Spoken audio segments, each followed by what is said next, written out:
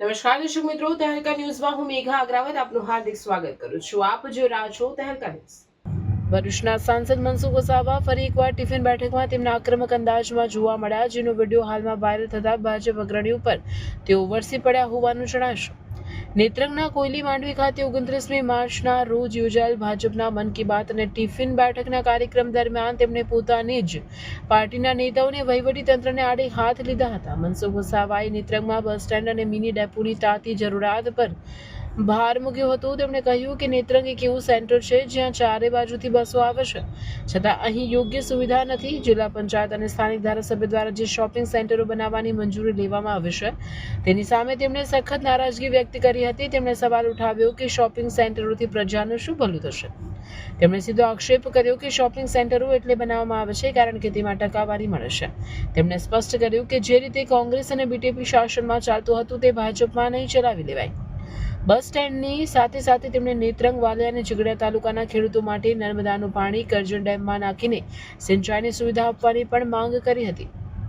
મનસુખ વસાવાએ જણાવ્યું કે જો પ્રજાલક્ષી કામો નહીં થાય તો તેઓ જાહેરમાં આ મુદ્દે બોલતા રહેશે. તેમણે આગામી તાલુકા અને જિલ્લા પંચાયતની ચૂંટણીઓને ધ્યાને રાખીને કાર્યકરોને પ્રજાના પ્રશ્નો ઉકેલવા હાકલ કરી હતી. પ્રજાના હિતનું કામ હશે તેને હું સમર્થન કરીશ. શોપિંગ સેન્ટર એ ધંધાકીય વિષય છે, જ્યારે બસ સ્ટેન્ડ એ જનતાની પાયાની જરૂરિયાત છે.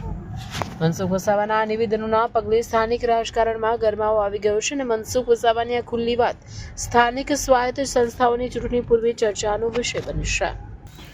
ખેડૂતોના જે પ્રશ્નો છે સોલ્વ કરો ને તો ઓટોમેટિક જ તમારી સાથે લોકો રહે. અને આજે ખેડૂતોનો શું પ્રશ્ન છે? સિંચાઈનો હશે એટલે પશુપાલન ચાલવાનું. આપણા વિસ્તારમાં તમે જો આ ચાસોડમાં પાણીની સુવિધા છે એટલે કેટલા બધા પશુપાલન અને ડેરી ઉદ્યોગ કેટલું બધું ચાલે છે, કેટલું બધું લોકોને રોજગારી મળે છે. આપણે 5 વાગે કાર્યક્રમ રાખીએ તો કોઈ ના મળે, બધા ત્યાં કાર્યક્રમમાં જતા રહે.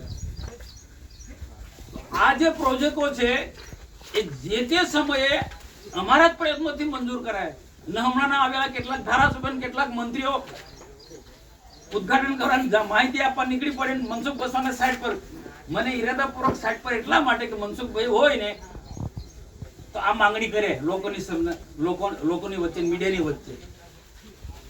મારી માંગણી ખોટી છે ભાઈ, બોલવું પડે છે તમારે. જે દિવસે તમારા હર્ષંગીન બધાને કીધું ને અમારા રાયસિંગભાઈ ની માંગણી છે, પાણી ચાલુ થઈ ગયું છે. હા ચાલુ થઈ ગયું. હવે જો તમે સમજી લેજો બીજું, આ લોકો કે આ પાણી અહીંયા નહીં ચાલે, આ પાણી અહીંયા નહીં ચાલ્યું. આ મેં તે દિવસે પેલી એક વાત કરી મારા ભાષણમાં, મને તો તે દિવસે ભાષણ બી નહોતા કરવા દેવાના. આટલા માટે હું સાચું બોલું ને એટલે મને ભાષણ બી નહોતા કરવા દેવાના, પણ બધા કીધું મનસુખભાઈ તો બોલા દેવું પડે, એ બોલા દીધો. બોલાવટો એટલે સાચું તો કેવું જ પડે. જોજો મામા, આ તમે જોજો મેં એ ભાષણની અંદર એ વાત તમારા લોકો બધા કેવું પડે. આપણા લોકો બધા જે કામ ગણપતભાઈએ જે કામ કર્યું છે ગુજરાતનો આદિવાસી કોઈ નહીં કરી શકતો.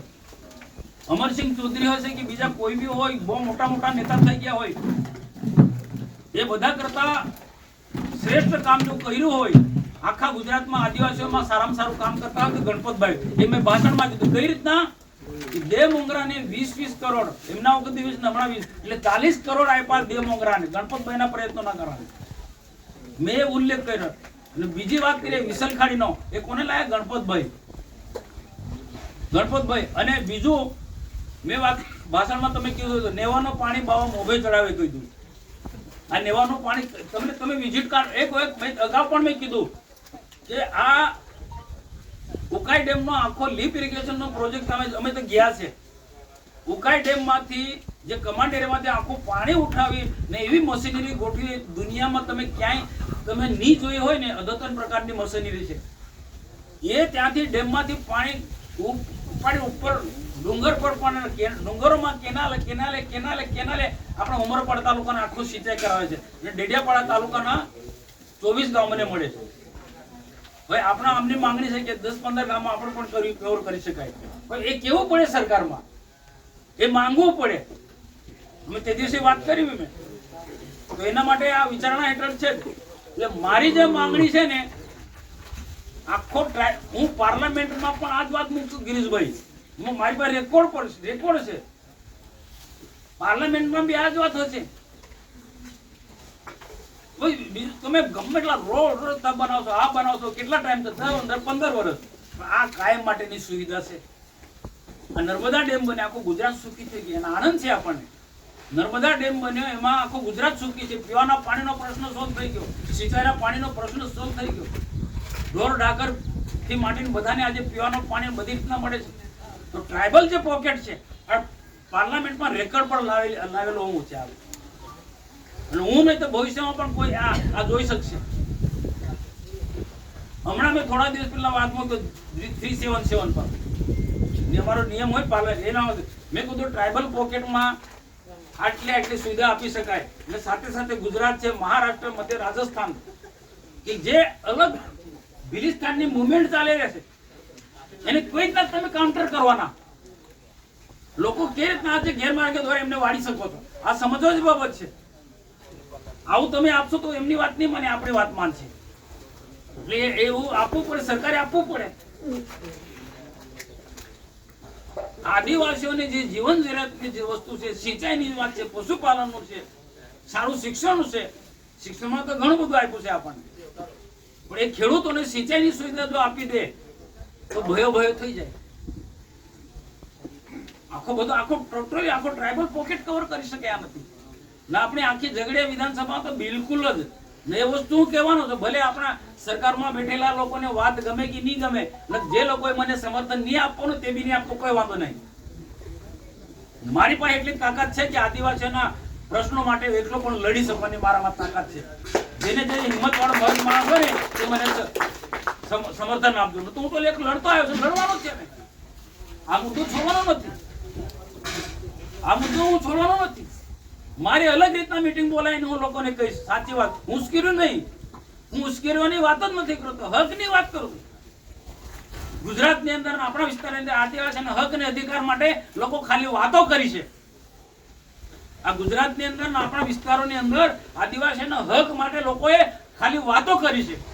જ્યારે તો નક્કર રીતના કામ કરવા માંગુ છું, સાચી રીતના આદિવાસીના હક ને અધિકાર અપાવી શકું છું. મેં ખાલી હંબક વાતો નથી કરતો ને, જેના માટે રાજ્ય સરકારમાં પાર્લામેન્ટની અંદર પુરાવા છે. આદિવાસી જંગલની જમીન મળે, આદિવાસીને કઈ રીતના વિકાસ કરી શકાય, એ બધું યાદ કહેવાનું હું કહું છું મેં. પણ કેટલાક લોકોને નથી ગમતું કે નર્મદાનું પાણી અહીંયા આટલે આપી તો નીચે ઓછું ઘટી જશે, ઓછું થશે. એમાં અમે શું કરીએ ભાઈ? એમાં અમે શું કરીએ? જ્યાં ડેમ બન્યો છે એને આસપાસ તો આપવું પડે ને.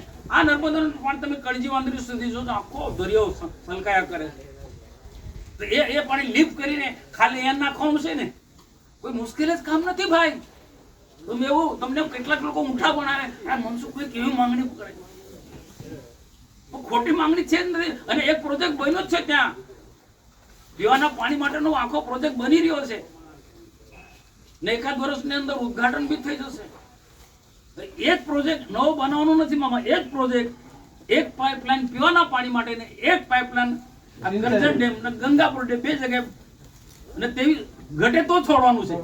એને આવું સુજલામ સુફલામ રાજકોટ કર્યું હતું ખ્યાલ હોય તો. હા હા એ 5-6 વર્ષ પહેલા અહીં કરવા હું હતો. હા હા આવું રાજકોટમાં કર્યું છે. રાજકોટ એમ આવ્યા હતા ત્યાં આજુ સમજી લેજો, હું કોઈ આદિવાસીઓને તમને ઉશ્કેરવા વાળી વાત નથી કહેતો, હકીકત કહું છું. ના આદિવાસીના આગેવાન બન્યા, આદિવાસીના કાર્યકર્તા બન્યા હોય ને તો આદિવાસીના હિતની વાત કરવી પડશે તમારે.